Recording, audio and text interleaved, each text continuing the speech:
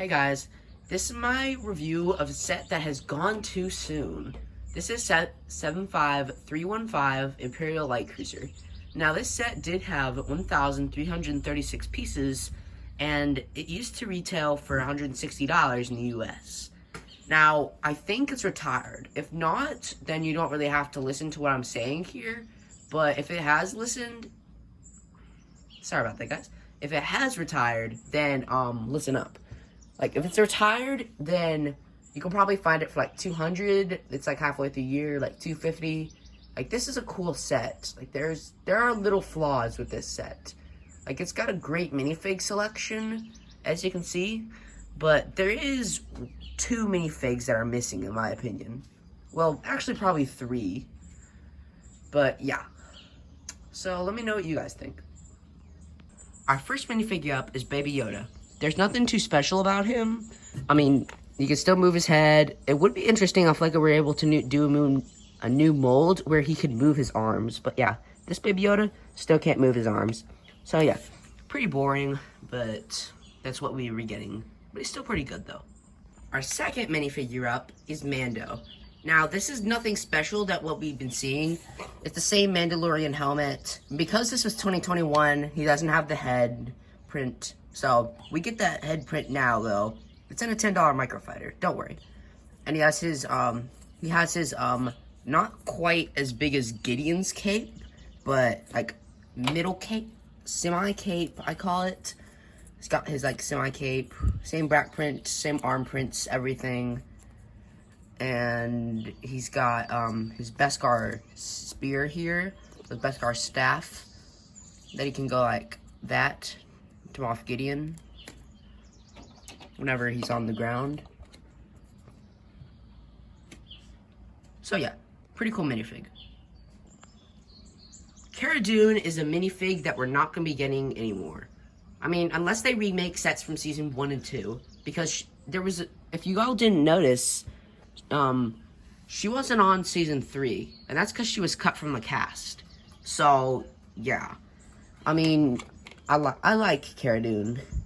So, she got the sniper with the lightsaber, piece on the end for a bit of extra length and detail. And she's got, this hair here.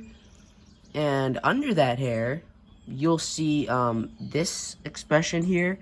And then you'll see this much angry expression. And then also in the back, we got some cool back printing. And the torso printing is detailed. The leg printing's pretty detailed, I've got to say, for a minifig that not many people care about.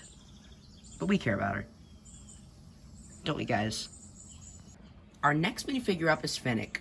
There's nothing different about her than from that came in Boba Fett's palace. And the same with the Justifier. Like, the minifig-wise. Like, they have the same, all of them have the same head prints, the smile, and then this grin, like, this grin, and then they all have, well, 2 of them have this helmet. The one in Boba's palace, has the hairpiece, and the one in the Justifier has the hairpiece and this. But yeah, this is the only one that just has the helmet. But yeah. But yeah, the one in Boba's palace has the same gun, but then the one in the Justifier has a pistol and a briefcase. But yeah, pretty cool minifig. But, I mean, obviously not the best. We're going to the best right now. And here's the reason I think you should buy the Light Cruiser for Gideon. And the Cruiser, but the minifig you should buy it for is Gideon. Because he has, like, the Snowtrooper armor, but it's in black for his torso. And you don't really see that thing on a minifig. Like, usually when you see Snowtrooper gear, it's white. Also, his Darksaber, this is the outdated version. The new Mandalorian has a darker hilt and a more accurate blade. Although it is kind of ironic because Lego, the Darksaber's been out for years now. Like, it introduced in Clone Wars, I think in like 2012 or 11, something like that. And Lego is just now making a Darksaber mold, but it got destroyed in The Mandalorian. So, I mean, it's just funny for, like, I mean, that's just funny. I've really got to say that's funny. But But yeah. Anyway, moving on. He has this combed back hair, and he's got like this calm expression on one side, and then this like angry expression on the other. This angry one's probably for whenever Mando sucks his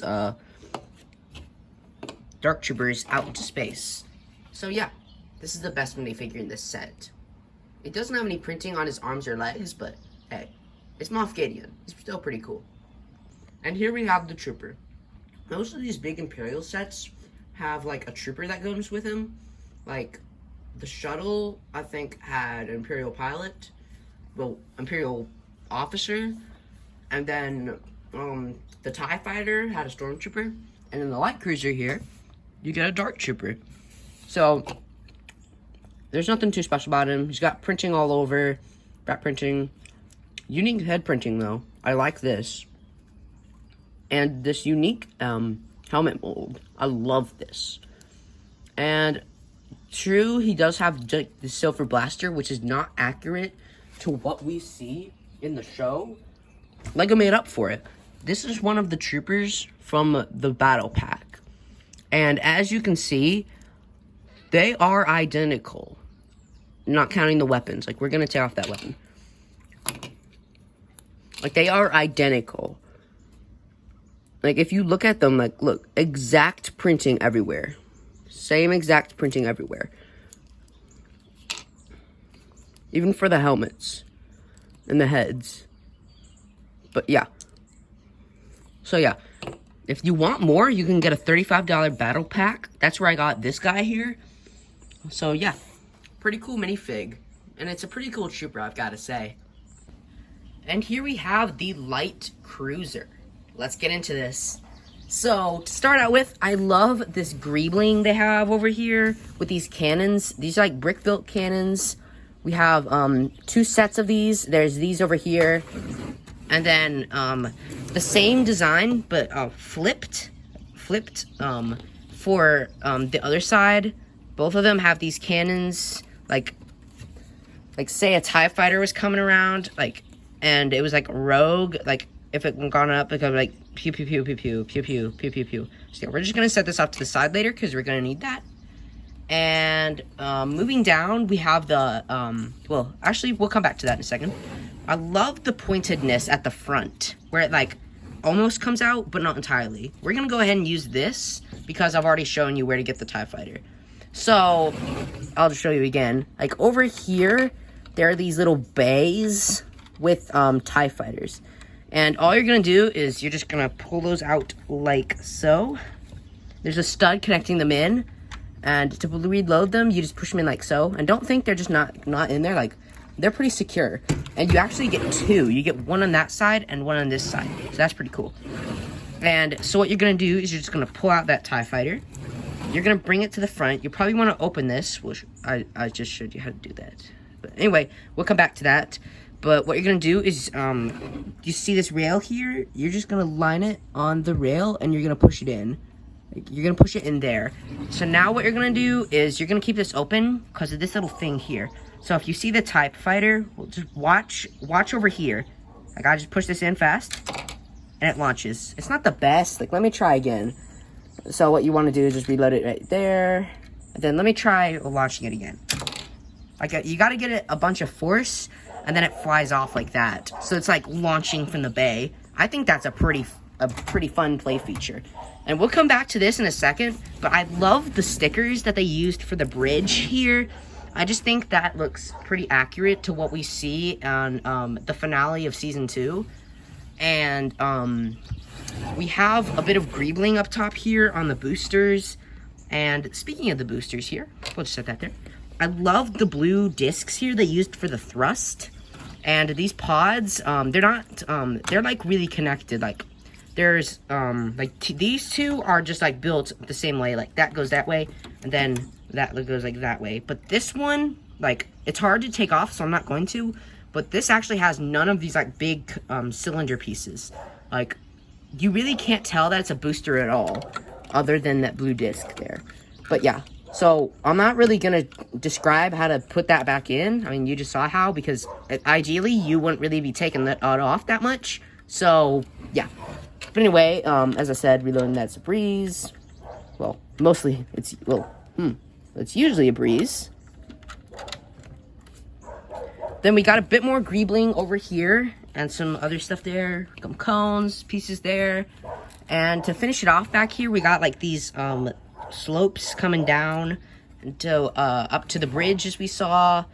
And this is also where this is like, there's a bunch of Technic in here, so that this is where you're gonna want to hold it. Like, you're gonna hold it like this. And as you can see, like, I'm shaking it and it's not falling. Like, this is the optimal place to hold it. Like, you could hold it from like this, but the optimal place to hold it is like right here. Like, that is where you're going to want to hold it. So yeah, and the final section, which obviously the place that you'll have the minifigures, is here. You just open that up like that, and boom, you have full access to the cockpit. So, starting in, we're gonna grab some of our minifigures, like Fennec Shand and stuff. And, okay, I got all the minifigs now, guys. So, we got all of our minifigs. And, I mean, you can fit most of them. Oh my gosh, guys, I almost forgot. The Flick Fire Missile is up here. So what you can do here is, with the cannons, like, these can go like that and that. And, these can turn, like this. And they can fire off real nicely, just like so. Like, just pushing down this. And boom, they fire off just like that. So yeah, you have two of them. They can spin all the way 360 degrees around. And when you open this up, you have a lot of space for minifigs, as I probably just showed. And you can fit some minifigs in here. You can have Moff Gideon and the Mandalorian duel. Like, you can, if you get them a bit more spacious, then you can put him there, and you can put Gideon there. And now they can go and battle. And then you can have a Dark Trooper come in to help him, but then he would be stopped by Fennec Shand. And then Cara Dune, and then Baby Yoda we're going to set over here, like in this little corner up there. Because, I mean, that's the whole reason they're there, to rescue Baby Yoda. And we're just going to set Cara Dune off to the side right now. But yeah, also, as you saw, like these spring-loaded missiles up here, there's actually an extra one in here. Like, you can actually, there's a clip in here that holds an extra one, and after you're done, like, you can just pull that off, and boom, you got an extra missile. That's pretty cool. Overall, for $160, I think that this set was worth it. I mean, if it hasn't retired, then it's still worth it. If it's $200, I would pay $200 for this set. I mean, this set has very little, if any, flaws, in my opinion, other than maybe some printing on the minifigures. But yeah, I mean, you get 6 accurate figures. Now, there is one minifigure, well, okay, actually 4 minifigs, I mean, that, would, have added a bit more for the value you're getting. Like, Bo-Katan would have been nice. Her follower, I forget her name, but that one person that we see return in Mandalorian Season 3 that tricks the scientist and gets him, like, brain something, like brain washed or something, or like brain damaged or something. I don't know. But yeah, that one person and Luke Skywalker. Like, those 4 minifigures would have made this a 10 out of 10 set. But, I mean, the most I can probably give this is just like a 9 out of 10. But yeah, what do you guys think? Let me know in the comments. See you all next time.